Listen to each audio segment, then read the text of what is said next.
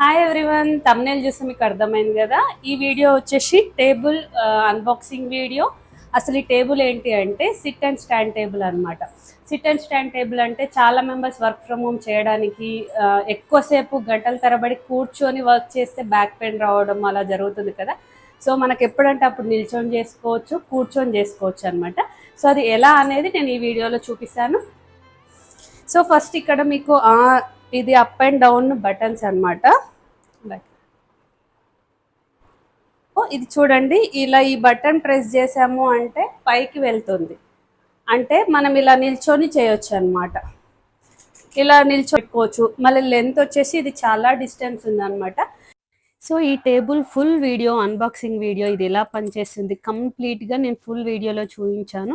మీరు ఖచ్చితంగా channel name కింద ఉన్న లింక్ క్లిక్ చేసి ఫుల్ వీడియో చూడండి, మీకు క్లారిటీ వస్తుంది ఈ టేబుల్ మీద.